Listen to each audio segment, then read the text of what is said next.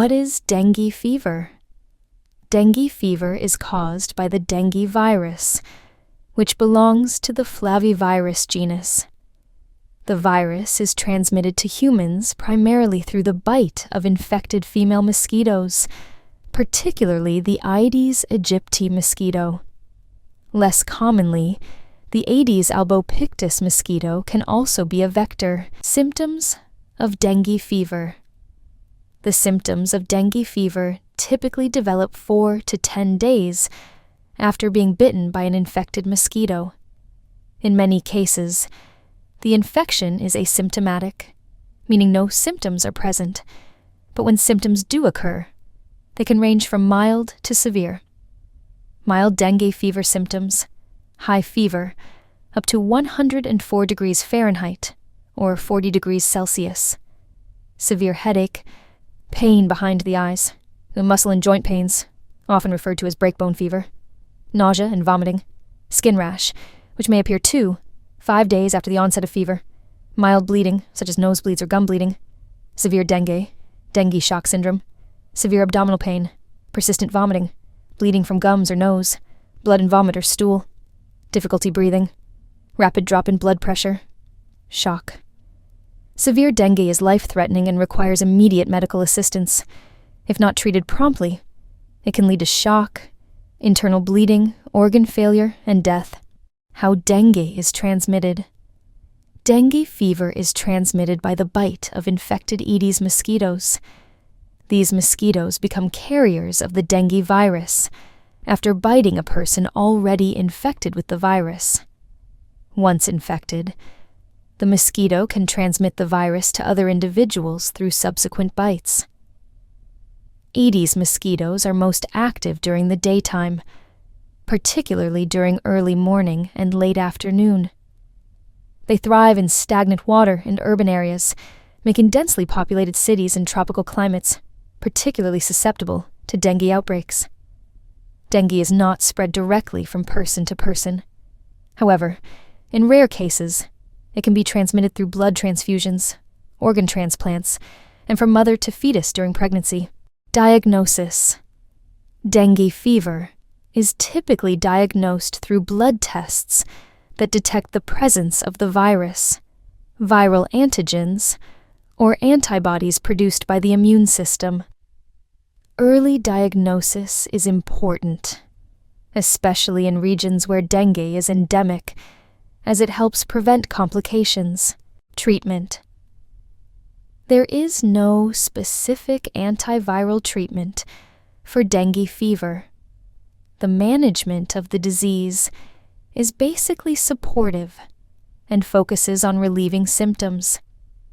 Treatment often includes rest and hydration. Patients are encouraged to drink plenty of fluids to avoid dehydration. Fever and pain relief. Acetaminophen, paracetamol, is recommended to control fever and reduce pain. Non-steroidal anti-inflammatory drugs, NSAIDs, such as aspirin or ibuprofen, are avoided due to the risk of bleeding. Hospitalization. In cases of severe dengue, hospitalization is required for close monitoring, fluid replacement, and supportive care. Dietary requirements for dengue patient nutrition plays a crucial role in supporting the immune system and aiding recovery during dengue fever. While there is no specific diet to cure dengue, certain foods can help boost immunity, maintain hydration, and support faster recovery. Here's a guide to the best foods to take during dengue. Hydrating fluids.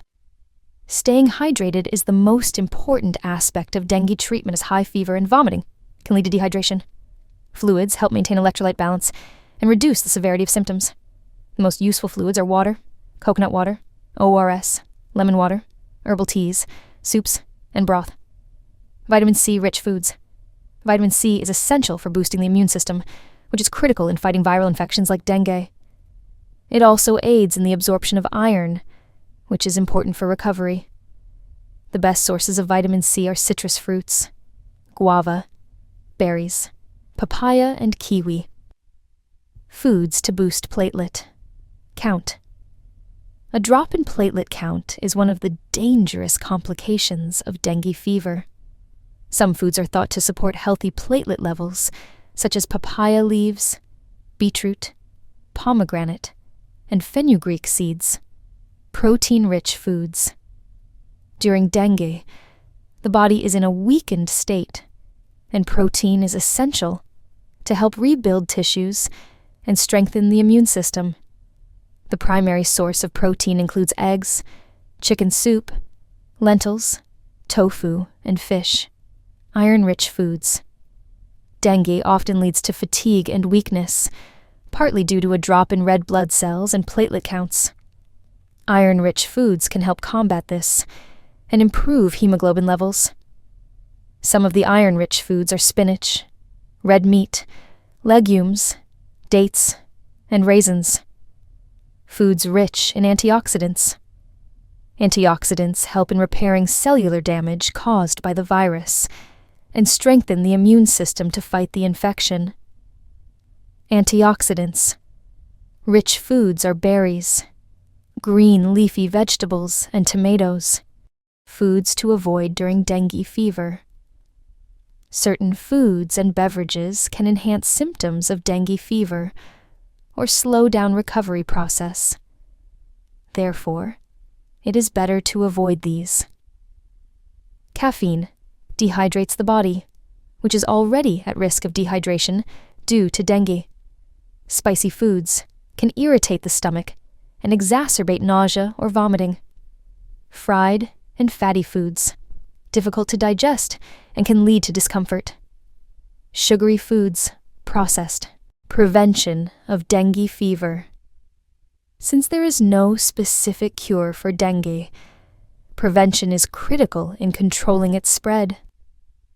Key preventive measures include: avoid mosquito bites, wear long-sleeved clothing, use insect repellent, and sleep under mosquito nets to reduce the risk of being bitten by mosquitoes. Eliminate mosquito breeding sites. Aedes. Mosquitoes breed in stagnant water, so it is essential to eliminate standing water in containers, pots, old tires, and other areas around homes where mosquitoes can breed. Use of mosquito control measures. Community-based efforts, such as fumigation, the use of larvicides, and the release of mosquitoes infected with the Wolbachia bacteria, which prevents dengue transmission, have shown promise in reducing mosquito populations. Vaccination. In recent years, a dengue vaccine called Dengvaxia has been approved in some countries. However, it is only recommended for individuals who have previously been infected with dengue, as it can increase the risk of severe dengue in those who have never been exposed to the virus.